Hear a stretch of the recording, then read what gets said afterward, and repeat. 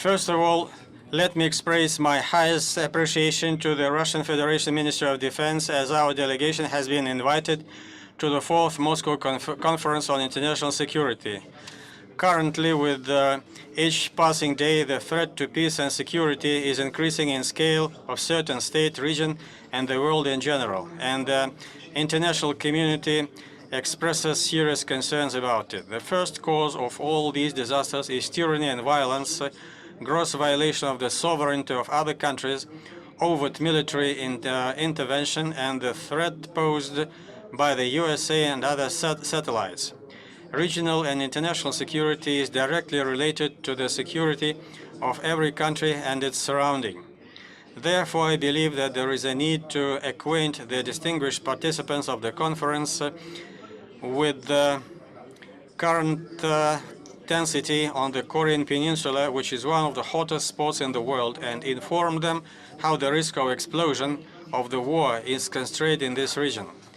And also there is a need to emphasize our long-standing position and efforts on ensuring true peace and security on Korean Peninsula and in the region. Speaking exactly, 70 years ago, the USA invaded South Korea, and since then, they have been continuously carrying out political, military, and economic pressure and blockade against our country. US forces in South Korea are a cancer that threatens the peace and security not only in the Korean Peninsula, but also in Northeast Asia and the Asia-Pacific region. The intention of the United States is clear. The USA intends to overthrow our republic and then to achieve complete domination over the region of Northeast Asia, strategically squeeze the Russian Federation and China, and implement a unipolar system of the world domination. By now, the pressure from the United States against South Korea on the issue of placing the system THAAD, integrated system to intercept missiles at high altitude, is being increased, which clearly shows the dangerous position of the U.S. open confrontation with Russia and China. If the Democratic People's Republic of Korea government didn't strengthen its military power, the Korean Peninsula would be embroiled in fourth storm of a devastating war. More than 70 years have passed from the Korean War, but the Armistice Agreement of 1953, which determines the relationship between South Korea and USA as hostile and belligerent, has not even changed the peace agreement. But because of the US, it has even turned into a meaningless piece of paper which has no legal force, and security on the Korean Peninsula has lost its balance and has ended up with an uncontrolled crisis. To the recent times in Northeast Asia, there was a nuclear gap due to the fact that the region was overcrowded with nuclear weapons. South Korea and Japan were protected by the US nuclear umbrella, but North Korea suffered a growing threat of nuclear attack from the US. The government of the North Korea has laid out all their sincere efforts to resolve this imbalance, diffuse tension, and defend peace and security on the Korean Peninsula through dialogue and negotiation with the United Nations, with the United States. But such efforts have not yielded expected results due to the machinations of the USA and other forces hostile to us.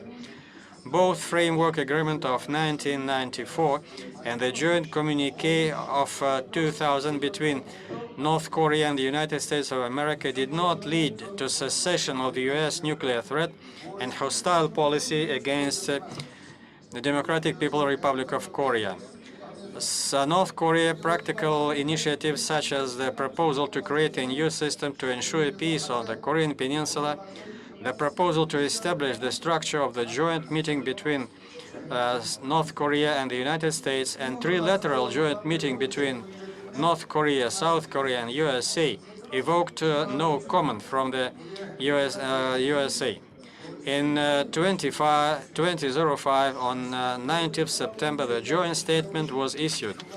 It was aimed to denuclearize the entire Korean Peninsula, but the United States, as they have done it before, pursued a hostile policy against the Democratic People's Republic of Korea and focused only on one-sided elimination of our nuclear capabilities. there were no negotiations held to establish a system to ensure peace on the Korean Peninsula provided in the joint statement. U.S. claim that because of our nuclear issue, it is impossible to create a peacekeeping system on the Korean Peninsula. But in fact, in 70s and 80s, when Korean nuclear issue didn't even stand, the United States did not want to respond to our offer on the conclusion of a peace agreement between North Korea and the United States. If the United States signed a peace treaty with North Korea and didn't cling to reckless policies to unleash an aggressive war against us, and if they stopped doing a permanent nuclear threat to our country, the issue of North Korea's possession of nuclear weapons wouldn't even come up. Today, North Korean nuclear deterrence is a powerful force that provides strategic balance and ensures peace and security on the Korean Peninsula and in the region. Great Kim Jong-il, with visionary insight, foresaw the development on the situation and strategic balance of forces on the Korean Peninsula and around it after the Cold War, launched a new policy of Songun, a policy that gives priority to military affairs. So in the end, the imbalance of the security on the Korean Peninsula has been eliminated. For several decades,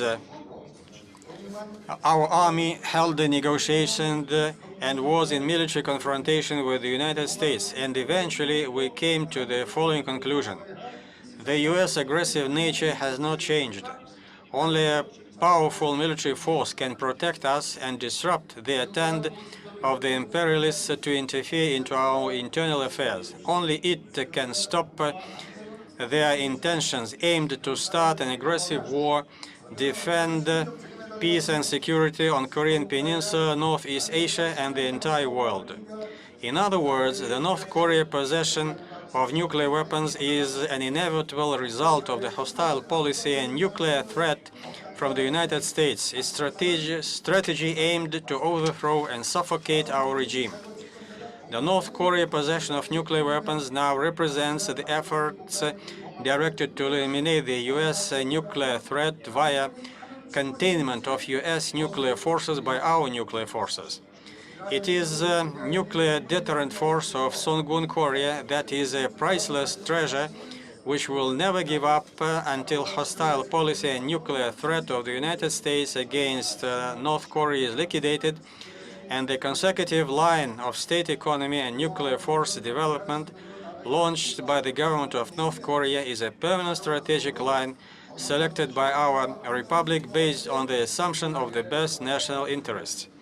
United States and their satellites are still talking about so-called international law, maintaining international order, peace and security in the world. But historical facts show that they have always clung to the policy of absolute power and strength in order to justify their aggressive interference in the internal affairs of sovereign countries. They have also initiated and forget in their favor resolutions and rules, grossly violated the will of international community by their arbitrariness and violence.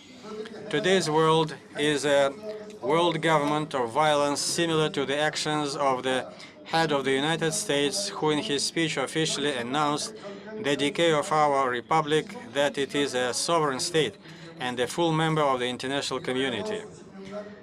This really clearly confirms the validity of North Korean people and army struggle that under the provision of Songun have strengthened self-defense power over the country, which assigns the main role to nuclear deterrence forces.